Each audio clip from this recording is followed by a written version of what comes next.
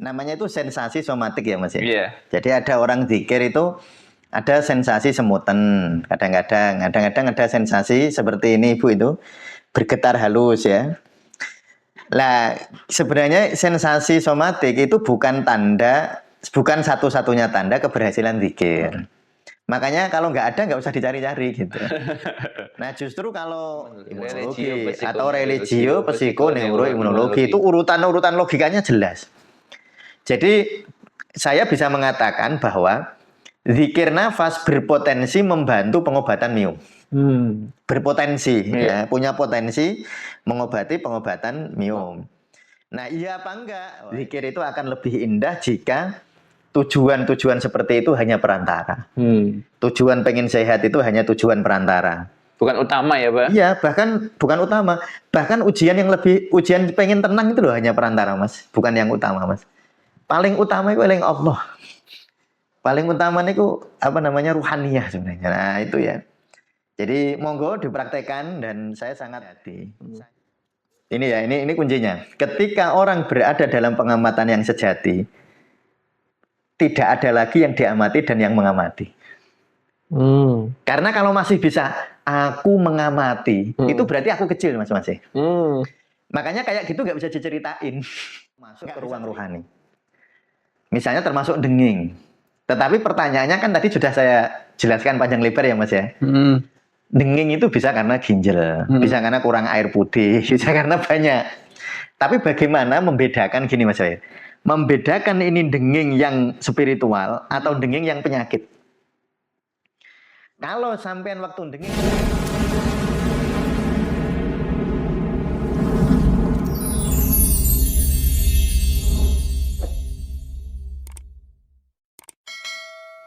Assalamualaikum warahmatullahi wabarakatuh. Waalaikumsalam warahmatullahi wabarakatuh. How are you today Mas Jawa? Alhamdulillah. Sehat Mas Jawa? Ya sehat, alhamdulillah. Bisa podcast ya sehat. Iya bisa. Alhamdulillah teman-teman semua kita berjumpa lagi di Q&A ya. Iya. Kita akan menjawab pertanyaan-pertanyaan yang dari komen YouTube ya. Ada beberapa yang lewat WA tapi nanti kita baca di lain waktu. Karena ini saya agak sibuk ini ada acara mau ke Rembang ini, mau nengok orang tua. Ya baik, silakan pertanyaannya disampaikan Mas Jawir. Oke, bentar Pak. Yang pertama ya. Dari @Yuli Sari Putra 5804. Ya. Biasanya tiap saya zikir nafas, saya merasakan tubuh saya bergetar dengan halus. Suatu saat bergetar itu nggak kerasa. Saya jadi sibuk mencari-cari rasanya. Akhirnya saya nggak rileks. Ya, jadi memang kita itu namanya itu sensasi somatik ya Mas ya. Iya. Jadi ada orang zikir itu ada sensasi semutan, kadang-kadang ada sensasi seperti ini Ibu itu bergetar halus ya. Lah sebenarnya sensasi somatik itu bukan satu-satunya tanda keberhasilan zikir. Makanya kalau nggak ada nggak usah dicari-cari gitu. Nah justru kalau sesuatu itu nanti dicari-cari Mas Jawahir, jadi stres. Jadi kehilangan kekhusyuan. Oh iya. Karena kan zikir itu kan melampaui mikir. Iya. Nah ya, mungkin Mas Jawahir kan sudah saya sering bilang mikir itu kebalikan dari zikir. Zikir itu bukan mikir, sehingga kalau teman-teman terjebak pada pencarian terhadap sensasi, itu nanti teman-teman akan tidak jadi zikir tapi malah mikir. Nah, tetapi ketika ada sensasi ya jangan terlalu ditolak juga, biarkan aja, karena salah satu sensasi yang muncul menjadi tanda bahwa kita sedang berada di dalam keadaan atau ahwal ruhaniyah itu sensasi somatik. Misalnya kalau di Al-Quran kan tali nujuluduhum. Jadi kulitnya itu akan jadi lebih tenang. Terus jantungnya akan lebih tenang gitu ya. Itu salah satu tanda bahwa seseorang itu sedang berzikir. Tetapi bukan berarti itu satu-satunya tanda. Jadi kalau nggak ada nggak usah dicari-cari gitu. Sudah bener ini. Nah ini penting untuk saya komentari sebagai pelajaran bagi teman-teman kita ya, bagi kita bahwa sekali lagi yang dicari dalam zikir bukan sensasi somatiknya, bukan sensasi fisiknya, bukan sensasi tubuhnya. Yang dicari ketenangan batin. Lah kok ndelalah di tengah-tengah ada sensasi, disyukuri. Kalau nggak ada, nggak usah dicari-cari. Ya gitu Mas Wahir. Ya. Baik, selanjutnya dari @skyqueen_r4q. Ya. Kalau sakit miom, apa bisa dengan terapi nafas? Ya, saya tidak akan menjanjikan bahwa terapi nafas akan mengobati miom. Tetapi secara teoretik dengan terapi nafas maka yang jelas akan lebih tenang karena itu ilmu yang sudah mapan, sudah settle Mas ya. Jadi ketika orang misalnya contoh melambatkan nafas, apalagi ini kita belum masuk ke zikirnya ya. Apalagi kalau dimasuki zikir. Ini kita belum masuk ke zikirnya. Ketika seseorang itu melambatkan nafas, maka terjadi aktivasi saraf parasimpatis. Nanti parasimpatis itu yang parasimpatis yang apa namanya kan ada parasimpatis ada yang dua. Ada yang traumatik dan ada yang tidak. Tapi ini parasimpatik yang bagus. Nah, jadi itu ilmunya settle Mas Wahir. Jadi kalau orang bernafas misalnya ini misalnya pasien ini misalnya miom. Kan muncul stresnya. Kalau nggak stres kan nggak nanya, gitu. Kan gitu ya. Nah muncul stresnya atau ini menanyakan orang saya nggak tahu juga ya. Nah jadi ketika seseorang yang miom lalu muncul stres lalu dia nafas, otomatis yang terjadi apa? Yang terjadi aktivasi saraf parasimpatis, ketenangan, nervus vagus namanya Mas ya. Nanti nervus vagus akan lebih aktif. Ketika nervus vagus itu aktif, maka manfaatnya apa? Akan terjadi orang akan kembali ke homeostasis. Homeostasis itu keseimbangan. Kesetimbangan ya Pak? Kesetimbangan. Oh, sampai pinter juga. Ya top ya. Jadi ingat berarti. Kesetimbangan baru di dalam tubuhnya. Lalu bisa jadi, nah ini makanya saya sampaikan bisa jadi. Bisa jadi nanti hormon tubuhnya akan semakin membaik. Kalau terutama hormon reproduksi membaik, bisa membantu pengobatan miom. Nah jadi saya perlu tegaskan, saya nggak menjanjikan di miomnya. Tetapi saya menyampaikan teorinya yang settle, teori yang jelas. Teori kalau dibuka jurnal mesti ngono gitu. Jadi kalau orang zikir nafas lambat, lalu terjadilah aktivasi saraf vagus atau saraf parasimpatis. Nanti dia akan menjadi lebih tenang. Ketenangan akan mempermudah pengobatan. Ya kalau dicari detailnya ada Mas. Mau dijelaskan secara detail itu ada. Nah apalagi kalau ditambah zikir gitu.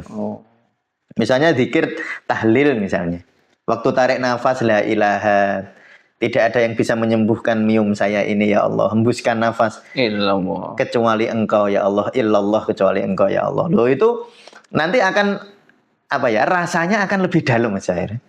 Dan akan meningkatkan sistem imun. Nah, itu kan ilmunya jelas itu imunologi atau religio psikoneuroimunologi. Itu urutan logikanya jelas. Jadi saya bisa mengatakan bahwa zikir nafas berpotensi membantu pengobatan miom. Berpotensi, ya, punya potensi mengobati pengobatan miom. Nah, iya apa enggak? Wah, itu nanti Mas Wahir. Mas Wahir dan teman-teman tugasnya meneliti. Diteliti, betul enggak? Itu secara teoretik iya. Secara teoretik landasan berpikirnya jelas dan logis. Layak jadi penelitian gitu. Layak jadi penelitian kuantitatif maksudnya. Diujikan. Nanti bisa diukur. Kan miom itu bisa sampai 10 cm, ada yang 18 cm, Mas. Kayak orang hamil itu lah. Bisa benar-benar besar itu. Nah, nanti bisa diukur setelah zikir mengecil apa tidak. Nanti kan bisa itu diukur. Kalau Mas Zahir pengen ngukur, cuma biayanya banyak kalau penelitian kayak gitu Mas ya. Silahkan bagi dokter yang mau promosi. Nah, silahkan yang mau meneliti silahkan gitu.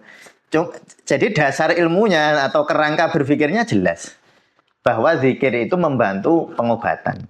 Ya, jadi wong ini adalah teknik yang nggak bahaya dan bahkan beribadah ya. Udah dicoba aja. Ya kan Mas ya? Iya. Ya dicoba aja kan nggak ada salahnya. Apa salahnya mencoba? Ya, apa salahnya mencoba zikir? Tanpa resiko malahan. Nggak ada resikonya. Nggak ada resikonya, silahkan ya. Dan tetapi sekali lagi zikir itu akan lebih indah jika tujuan seperti itu hanya perantara. Tujuan pengen sehat itu hanya tujuan perantara. Bukan utama ya Pak? Iya, bahkan bukan utama. Bahkan ujian pengen tenang itu loh hanya perantara Mas. Bukan yang utama Mas. Paling utama itu eling Allah. Paling utama itu ruhaniyah sebenarnya. Nah itu ya. Jadi monggo dipraktekkan dan saya sangat sangat menduga lah. Jadi dugaan besar saya akan sangat membantu proses pengobatan myome. Ya gitu Mas Jawair.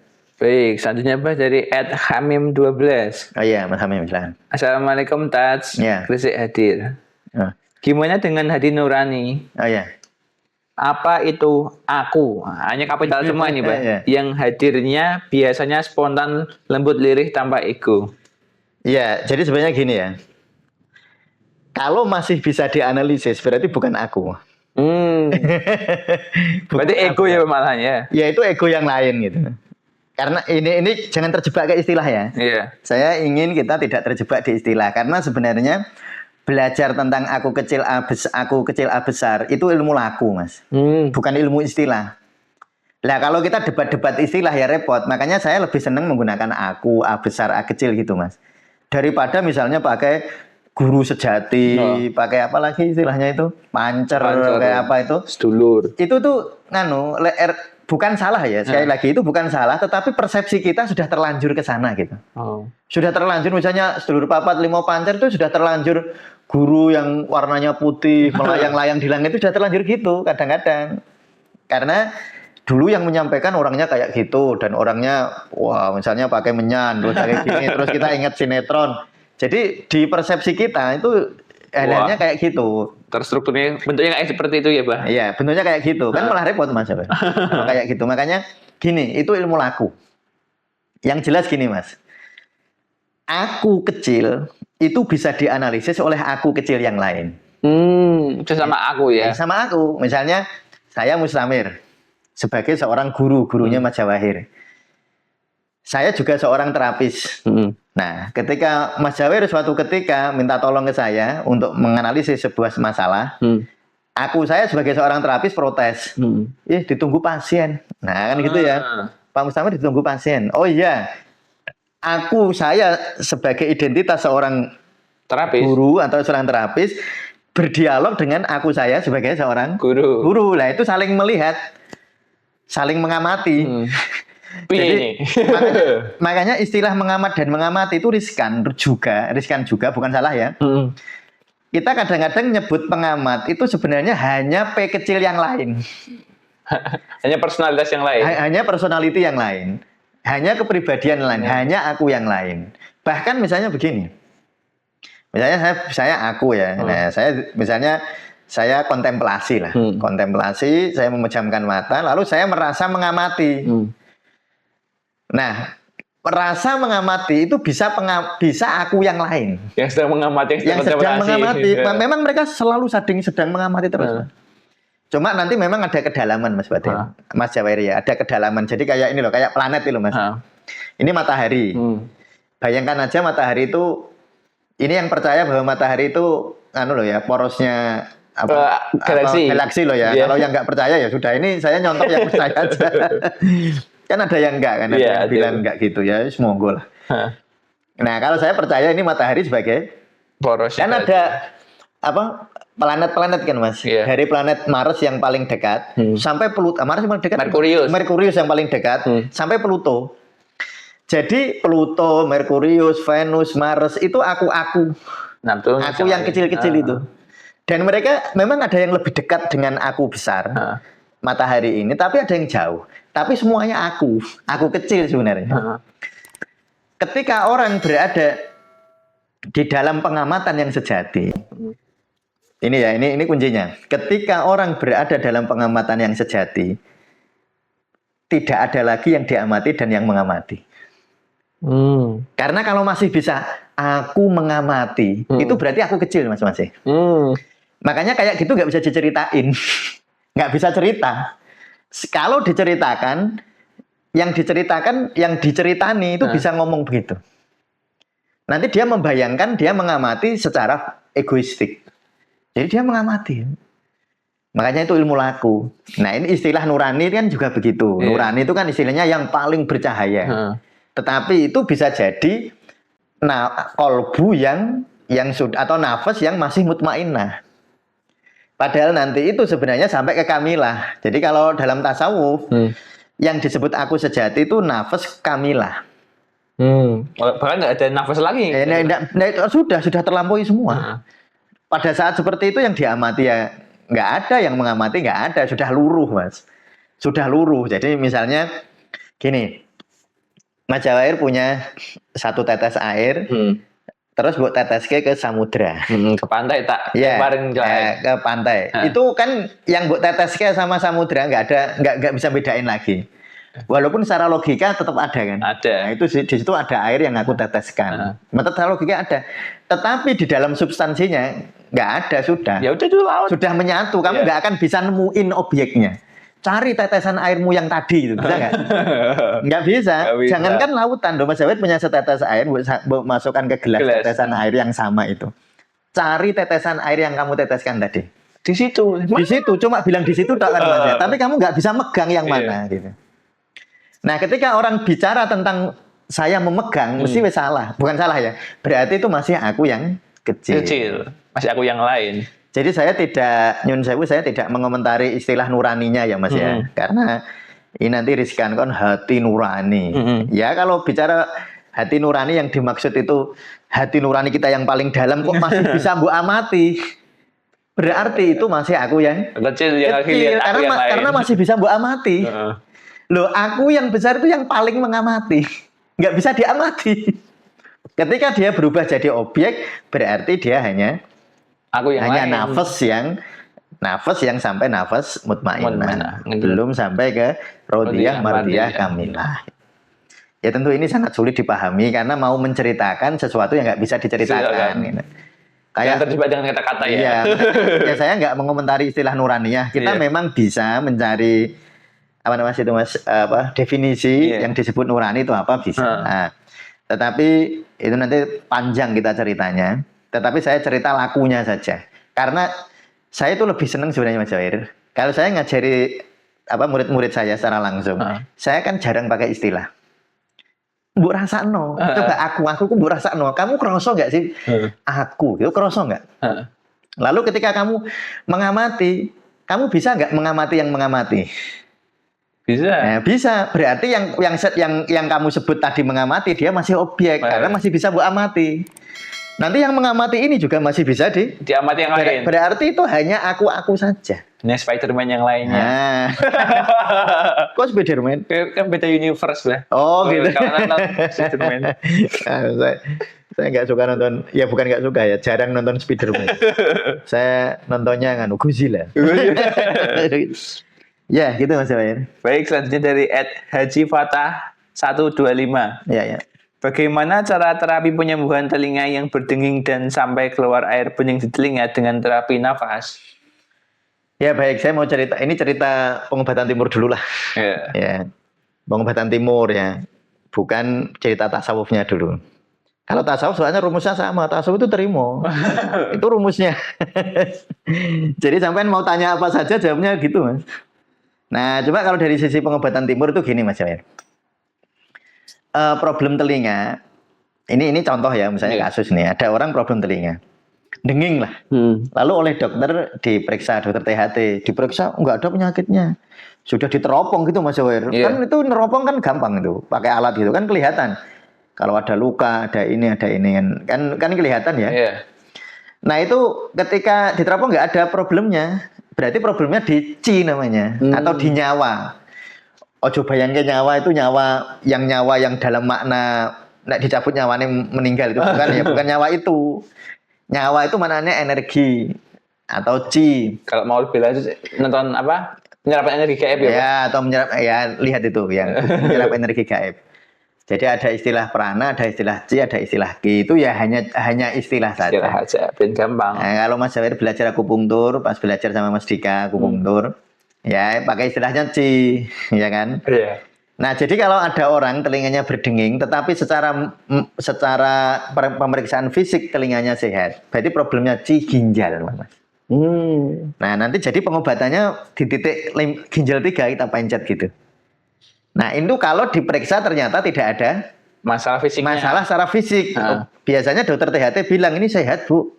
Paling ibu stres kan gitu. Jawabannya paling gitu ya. Berarti problemnya ci. Memang ci ginjal sering.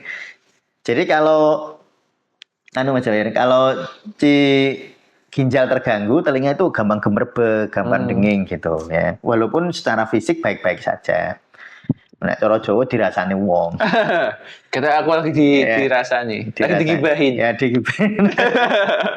Ya, nah itu. Nah, tetapi ini Bapak tadi cerita ada airnya ya Mas? Iya, ada airnya yang keluar. Nah, air bening. Air bening kemungkinan banyak itu. Bisa terjadi infeksi di dalam kalau istilah kedokteran ya. Iya. Terjadi kalau istilah tradisional namanya lembab. Telinganya lembab, berarti problemnya di telinganya gitu. Kalau tadi dilihat kan nggak ada apa-apanya, berarti problemnya di nyawa, di energi, di chi. Ternyata ini ada istilah keluar air bening. Keluar air beningnya. Berarti kalau keluar air bening berarti lembab, telinganya terlalu banyak air. Nah, nanti kalau di medis mungkin infeksi, mungkin ya, bukan pasti ya. Nah, jadi stres malahan. Dan saya nggak bisa memastikan. Ya nggak bisa kan, nggak meriksa saya. Ya, silakan cek ke THT lagi. Nah, bisa THT diperiksa. Kalau misalnya nih, ada infeksi. Berarti ya diikhtiari secara fisik, kan kelihatan fisiknya masalah. Iya. Nanti bisa herbalnya. Nah, herbal yang bagus untuk telinga Mas Jawahir itu herbal akar alang-alang. Ya. Diminum ya, jangan dimasukin telinga. Akar alang direbus bukan telinga. Wah, nanti malah kecoblos nanti. Jadi akar alang-alang 1 genggam dibersihin terus nanti direbus gitu. Yeah. Nanti airnya diminum. Bukan akar alang-alangnya yang dimakan ya. Oh iya. Nanti malah dikeremus. Nah, itu bisa pakai cara itu ya, atau pakai meniran Mas Jawahir. Untuk meningkatkan kekebalan tubuhnya itu kalau infeksi. Nah, sekarang ini cerita, sekarang baru kita tasawuf sekarang. Yeah. Nah, kalau di tasawuf, rasa terima sensasi fisik dan emosi yang muncul. Misalnya, sensasi fisiknya kemeng misalnya. Terima kemengnya. Dengan apa? Zikir nafas. Tarik nafas, terima, hembuskan nafas. Ikhlas. Lalu, tadi sensasi fisiknya kemeng. Lalu emosi yang muncul apa? Takut. Kenapa ini? Nah, ini kenapa ini saya begini? Nah, takutnya diterima. Tarik nafas, saya terima takut saya ya Allah. Hembuskan nafas, ikhlas. Nah, itu Mas. Nah, tapi uniknya, apakah begitu ada manfaatnya? Ya ada. Kalau orang menerima, otomatis tenang nggak hatinya? Iya. Nah, otomatis. Ustadz saya udah menerima tapi nggak tenang. Ya berarti nggak menerima. Pura-pura itu. Ya, berarti itu ngempet atau pura-pura menerima gitu Mas. Maka yang saya punya, nah ini analisis ya Mas ya, ini analisis loh ya. Tapi jangan dipakai untuk niat. Tapi ini analisis. Jadi gini, orang ketika menerima, qanaah dulu ya Mas ya. Qanaah itu kanzun la yanfa. Dia tidak ada habisnya. Karena sesuatu kalau diqanaai Mas, langsung kamu melampauinya. Berarti hati akan jadi tenang. Kalau hati tenang, melancarkan chi. Jadi dengingnya bisa berkurang loh. Karena kan melancarkan chi. Kalau memang problemnya karena energi tadi. Atau zikir nafas, hatinya tenang, kekebalan tubuh naik, infeksinya bisa sembuh juga. Loh gitu. Itu analisisnya. Tetapi teman-teman terjebak jika niat zikir nafas ingin meningkatkan kekebalan tubuh. Berarti itu bukan zikir. Salah, enggak. Tapi bukan zikir gitu. Karena kalau zikir itu tujuannya bukan sembuh. Ya kalau tujuan, kalau Mas membaca pas hari Jumat ya Mas ya, tentang kerangka konsep Sufi Healing, tujuan Sufi Healing meningkatkan level nafas, bukan menyelesaikan persoalan fisik. Bahwa persoalan fisik nanti terselesaikan itu bonus Mas. Dan kadang-kadang justru yang nggak niat begitu yang malah hasil secara egoistik gitu. Ya, jadi gitu ya, teman-teman ya. Jadi itu yang punya problem tadi ya, telinga. Jadi analisisnya begitu. Ya gitu Mas, masih ada? Ada satu lagi. Satu lagi. Ya. Dari @Bustan Syaqib. Oh ya. Assalamualaikum Ustadz. Waalaikumsalam. Dalam sering kholwat, telinga sering berdenging panjang, Muhammad rasanya. Oh ya. Kalian dalam kholwat bilangnya gitu. Ya, jadi ini gini. Nah, ini saya mau cerita ini agak nganu ya. Ini sebenarnya sering ini yang nanya yang ikut anggota pelatihan kepekanan diri zikir enggak ya? Enggak tahu ya. Kayaknya enggak ya. Ya gini, sebenarnya ini sering saya jawab yang ikut pelatihan kepekanan energi zikir ya. Karena waktu zikir tuh sensasinya macam-macam termasuk denging gitu Mas. Tetapi begini nih. Sensasi somatik itu bisa merupakan tanda dari sebuah fenomena ruhaniyah, mau masuk ke ruang ruhani. Misalnya termasuk denging. Tetapi pertanyaannya kan tadi sudah saya jelaskan panjang lebar ya Mas ya. Denging itu bisa karena ginjal, bisa karena kurang air putih, bisa karena banyak. Tapi bagaimana membedakan gini Mas ya? Membedakan ini denging yang spiritual atau denging yang penyakit. Kalau sampean waktu denging sampean cemas, gelisah, takut, satu cirinya ya. Ini ciri bahwa denging itu problem fisik. Problem material lah. Ya. Satu, kamu cemas Mas Zawahir. Mas Zawahir cemas tuh ketika denging. Lalu yang kedua, Mas Zawahir dengingnya pengen hilang tapi nggak bisa hilang. Pengen hilang. Tapi nggak bisa hilang. Jadi harusnya begini loh harusnya. Nah ini yang spiritual. Jadi ketika saya berzikir, lalu timbul denging. Nah denging itu membuat saya damai Mas. Ini kalau gak ngelakoni diceritani angel loh Mas. Iya.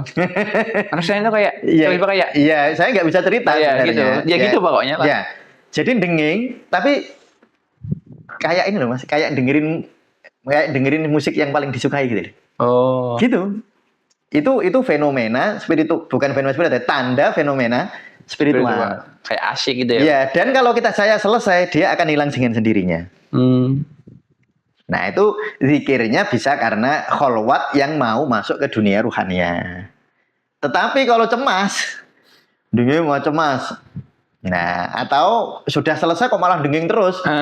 Nah, itu berarti mungkin ada problem di dalam prosedur kholwatnya. Oh. Ya, misalnya sederhananya begini. Arab kholwat kehausan. Kan bisa. Orang kehausan itu bisa nganu Mas, bisa denging telinganya. Bisa denging telinganya orang kehausan itu. Nah, disitulah pentingnya guru itu sebenarnya di situ Mas Zawahir. Karena semutan itu ya dua, ada semutan yang sebagai tanda masuk dunia ruhani, ada semutan penyakit. Orang diabetes semutan juga. Iya sih. Nah, misalnya lagi contoh, mungkin Mas Zawahir pernah lihat saya terapi getar ya. Saya kan menggetarkan diri ya. Saya bukan menggetarkan diri, tubuh saya bergetar sendiri. Ya. Kalau getaran itu karena penyakit, saya tersiksa. Yang kedua, saya nggak bisa menghentikan. Berarti penyakit itu. Tetapi ketika saya selesai, ya sudah selesai. Saya berhenti sendiri. Berarti itu kecerdasan tubuh yang sedang mengobati dirinya. Gitu. Nah, lebih jelasnya ya memang harus harus dipraktekkan ya. Harus dipraktekkan. Ya, termasuk yang tadi itu yang cerita yang nanya apa tadi itu yang telinga denging cerita ini memang itu ilmu laku yang nuraniyah tadi loh. Ini nuraniyah. Oh iya pertama. Itu ilmu laku ya. Jadi ini penutup Mas Zawahir ya. Sudah tuh? Sudah. Oh, kebanyakan nanti. Gini, ini saya pesan begini. Ketika teman-teman bener-bener kepengen menjadi sufi, jangan terjebak ke istilah. Karena setiap kita nyebut istilah itu persepsi lama yang muncul, Mas. Persepsi. Jadi misalnya tadi sedulur papat. Langsung mengakses alam bawah sadar. Iya, kalau kayak Mas Zawahir nggak pernah diceritain orang tentang itu, aman aja sih nggak apa-apa. Tapi Mas Zawahir itu dulu pernah ikut kejawen. Saya nyebut gitu bukan untuk bukan salah benar, bukan. Mas Zawahir misalnya ikut ilmu kejawen gini-gini kan dikasih persepsi macam-macam. Iya, pengalamannya gitu. Nah, makanya saya paling seneng kalau saya membimbing murid Mas, paling seneng saya tidak menggunakan istilah yang kemungkinan akan menimbulkan memanggil persepsi lama. Rasakno wae. Saya kan gitu kan. Rasakan aja. Misalnya hati rasakno, nggak usah dikasih nama. Misalnya sedih, nggak usah dikasih nama sedih. Karena Mas Zawahir bilang sedih, nanti kesedihan yang mirip itu akan persepsi kesedihan itu akan banyak Mas. Langsung ngepaske. Nah, langsung nanti ngepaske itu yang membuat orang trauma fobia kan kayak gitu sebenarnya kan berkumpulnya memori-memori masa lalu kan. Makanya cukup sadari, nggak usah dikasih nama, mbok rasakno wae.